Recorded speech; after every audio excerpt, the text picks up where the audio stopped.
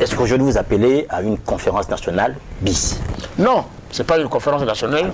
Un Quels dialogue national. Quels sont les contours de ce dialogue? Parce que tout le monde en parle. Il y en a qui demandent même des états généraux en fait, de la nation. Il y a d'autres qui ont fait des assises. Donc on est plus ou moins dans plusieurs concepts dont aujourd'hui on a du mal à voir quels sont les contours réels et quel va être le contenu de ce dialogue par exemple. Oui, mais monsieur le journaliste Rodolphe Essir Makosso, le contour réel c'est quoi? C'est le débat, le changement pas le changement, la révision ou la modification de la Constitution. J'ai pris un exemple même au Congrès à la sortie officielle du PAR. J'ai dit la Constitution congolaise que les militants du PAR appellent par notre mère, notre maman. Chez la maman, il y a les partis où on peut toucher. On peut dire bonjour à maman, on peut embrasser maman, mais il y a des partis qui sont strictement intouchables. Des partis qui sont strictement intouchables. Sinon par papa. Sinon par papa. Oui. Sinon c'est papa qui doit toucher. Mais les enfants ne peuvent pas. Vous voyez? Donc c'est la même chose que la Constitution congolaise. Rien ne peut se faire dans une Constitution s'il n'y a pas un dialogue politique ou un dialogue national. C'est pratiquement impossible. Et puis, non seulement ça, mais pour faire ça, il faut un calendrier. Il faut planifier. On ne se réveille pas le matin, on dit, bon, demain nous allons aller au référendum. Mais ça, c'est quoi? Si on analyse les discours du président, on se rend bien compte que c'est quasiment le chemin qui est tracé aujourd'hui vers un référendum où le peuple va se prononcer sur cette constitution. Maintenant, aujourd'hui, c'est vrai que du côté du PAR et de certaines oppositions demandent en fait que les choses puissent se faire d'une manière consensuelle, c'est-à-dire autour d'un dialogue. Ça, on comprend bien. On va avancer avec vous, Angus Ngongue, sur l'aspect diplomatique. On a vu quand même que le Congo, diplomatiquement, est un pays qui est en première ligne, notamment ici au niveau de la zone Afrique centrale. Et le président de la République, dans sa déclaration, a loué les efforts qui sont faits, lui-même étant le premier intermédiaire dans la crise centrafricaine. Est-ce que vous pensez qu'aujourd'hui, il y a des choses qu'on peut faire plus afin que la Centrafrique, notamment, puisse retrouver un climat apaisé? Ben, vous savez, nous les Congolais, les Congolaises et les Congolais, on a les difficultés pour balayer devant chez nous. Mais on préfère aller balayer chez les autres. Mais c'est qui au Congo, il faut balayer d'abord devant chez soi avant d'aller balayer chez les autres. Le dialogue politique de la République centrafricaine, ce n'est pas une mauvaise affaire. C'est bien pour la République du Congo. Mais devant chez nous, là, le pineux problème, la Constitution, il faut régler ce problème. On ne doit pas laisser les gens dans le flou. C'est ça aussi. C'est là où j'ai dit, il faut avoir le courage de dire la vérité. C'est ça. Je reviens sur cette question-là. Donc, faire le chez les autres, j'ai dit, lors de la sortie officielle du Parti pour l'action de la République MA, j'ai dit ceci. Le festival culturel Feu de Brazza, les forums nationaux et internationaux, le sommet États-Unis-Afrique, le dialogue politique de la RC, de la République centrafricaine, sont passés. La même chose aussi pour l'opération sur les étrangers en situation irrégulière. Tout ça c'est passé. Bon, comme vous voulez. Mais moi, pour moi, j'appelle ça opération sur les étrangers en situation irrégulière. Sont passés.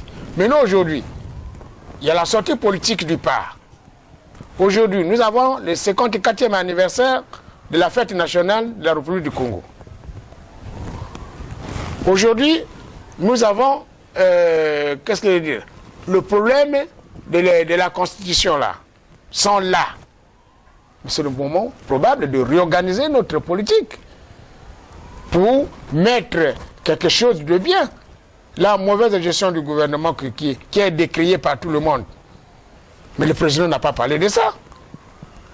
Il n'a pas parlé de son gouvernement qui ne travaille pas, qui se trouve ce que nous appelons, les militants du PAR appellent, l'énergie givore. C'est-à-dire, le gouvernement n'a plus d'énergie de travail pour la République. Ils sont là pour acclamer, ils sont là rien que pour ça. Pour vous dire la vérité, un jour, aux médias, face aux éditeurs de M. La Savane, j'avais dit ceci. que le gouvernement de la CFAO, où chaque ministre a au moins 15 véhicules chez lui, 15. J'avais dit le gouvernement de la CFAO. Je l'ai dit aux médias de l'État. À la télé, à la télévision congolaise, je l'ai dit aussi. Oui, c'est là où nous sommes, là. Alors, là où nous sommes, c'est aussi aujourd'hui 60% d'après le président de la République de délestage en moins depuis 2009. Et aujourd'hui, on est quasiment à 10%. C'est-à-dire qu'en 2009, on avait 60% de délestage. On va parler maintenant de la vie concrète des Congolais, notamment sur l'énergie, l'eau, l'électricité. Rien que sur ces deux points, le président a déclaré hier, puisqu'on reste dans l'analyse de sa déclaration, en 2009, on était à 60% de délestage. Aujourd'hui, on est à 10%. Et par rapport à l'eau, les efforts sont en train d'être faits et surtout qu'on voudrait, notamment dans les grandes villes comme Pointe-Noire, créer de nouvelles unités afin que l'eau soit disponible pour tous les Congolais. Angus Nguyen, a bien un commentaire? Tout à fait normal. Et oui, je dois faire un commentaire, monsieur le journaliste Makoso Rodolphe ici. C'est là où je dis le président de la République est sur l'ancien schéma de 2009. Mais l'électricité pour tous.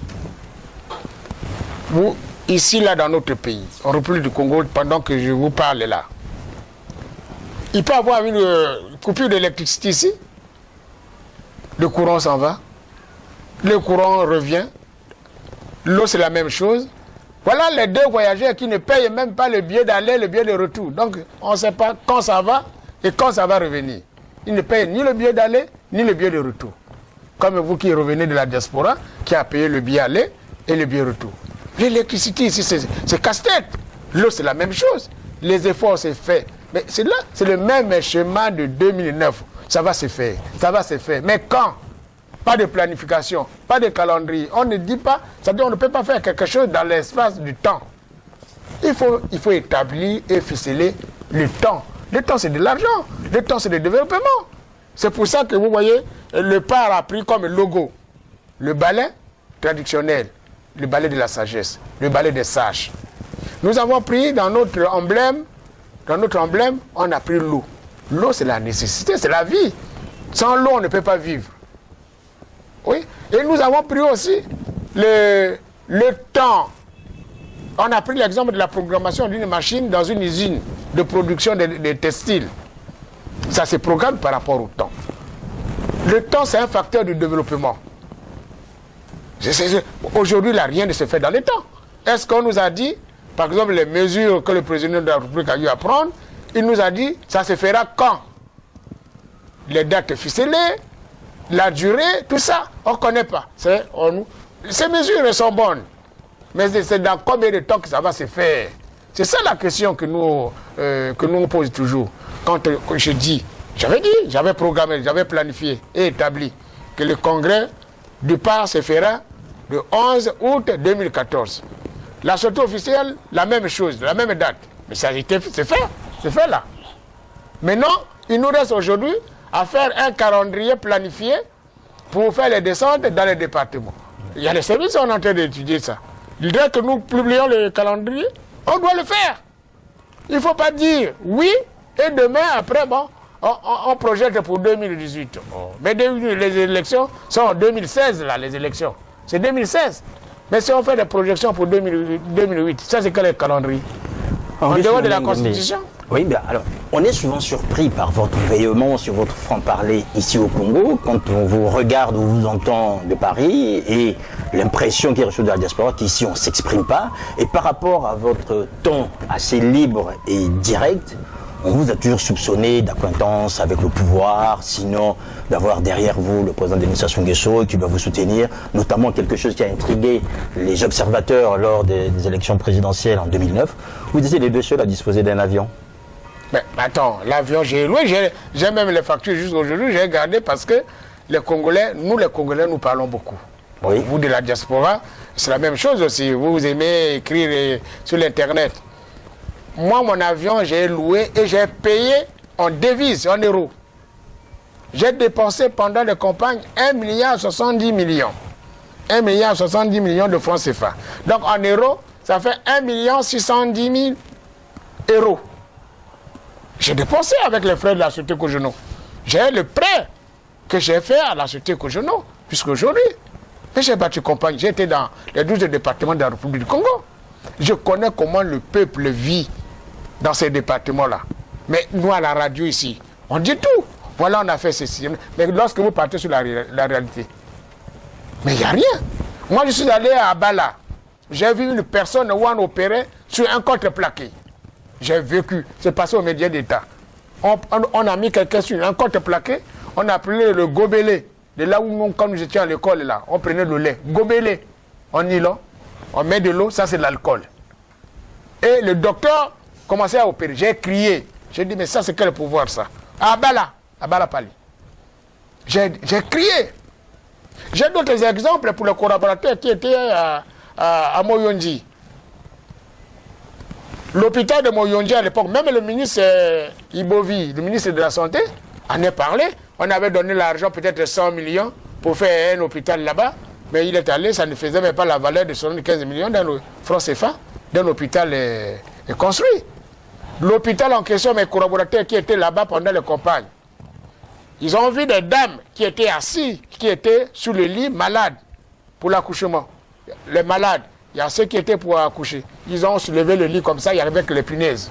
Il n'y a pas de drap sur le matelas. Donc, les punaises sous le lit, les punaises, comme les cafards. Ça, c'est la réalité, ça. Ça, c'est le développement. Ça, j'avais suivi le ministre Ibovi qui parlait qu'il va mettre 12 hôpitaux généraux. Mais ça, nous l'avions parlé pendant la campagne. C'est pour ça que je parle que c'est le schéma de 2009. Pendant la campagne, les élections présidentielles, mais nous j'en ai parlé. J'avais même dit que si je suis élu, le CHU, je casse. Ce n'est pas un CHU, c'est un CHU. Je l'ai dit pendant la campagne. J'ai dit, revenant de l'avion, j'ai loué l'avion. Avec les frais, mes frais personnels et les prêts que j'ai eu à faire à la Société Cogenou. Donc voilà pourquoi. Du pouvoir, mais enfin, les gens du pouvoir ne sont pas mes ennemis. Mais c'est les compatriotes, c'est les amis, on se retrouve dans les fêtes, on boit, on blague, on danse sur les pistes ensemble. Mais lorsque nous sommes sur les terrains politiques, je défends ce qui va dans le sens du peuple souverain, dans le sens du social, dans l'intérêt du peuple. Ce qui ne va pas avec le pouvoir aujourd'hui, c'est quoi? Le social est mis de côté, l'intérêt privé est mis devant. C'est ça ce que je n'accepte pas. C'est ce que le PAR n'accepte pas. C'est ce que les autres partis de l'opposition n'acceptent pas. Voilà. Je vous donne l'exemple concret. Sur l'habitat public et social. Oui, puisqu'on en construit aujourd'hui, on voit un peu partout. Vous voyez les logements là, le Congolais, il gagne, prenons 150 €. Donc à peu près 100 000 francs. Voilà. 100 000 francs CFA. Voilà, 150 €. Et les logements sociaux qu'on est en train de construire, on demande aux Congolais de louer, de payer à 42 millions de francs CFA. 42 millions, ça va faire 50 000 €. Oui. À 32 millions, excusez-moi, c'est 32 millions. Donc 50 000 €. 50 000 € à peu près. Bon, le salaire est à 150 €. Bon, il va trouver les 50 000 € pour payer un appartement, pour vivre dans les routes correctes. Le problème de 4 mars, il est là.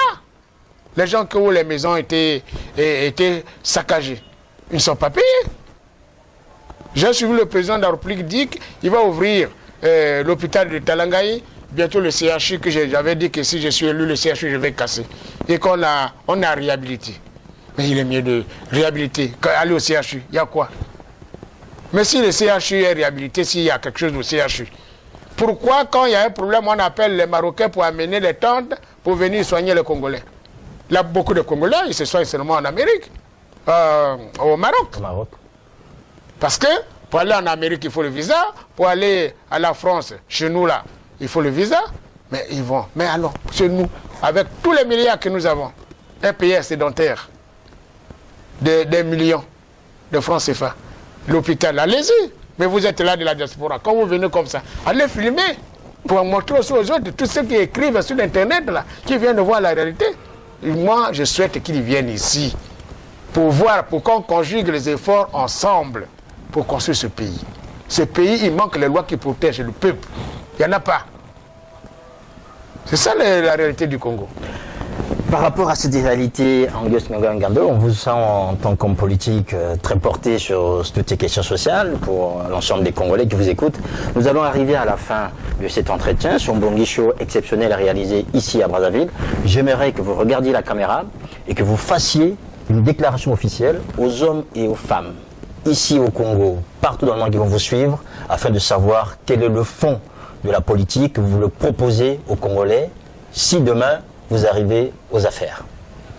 Mais le fond de la politique que je dois proposer à ceux de la diaspora et aux Congolaises et aux Congolais, c'est simple. L'éducation, au premier rang. L'éducation. Au deuxième rang, santé et affaires sociales. Au troisième rang, famille et logement. C'est-à-dire l'habitat public et social. La sécurité, la défense, l'agriculture et pêche, la communication, qui est la culture démocratique, la recherche scientifique, il faut les chercheurs, mais emploi, travail et économie.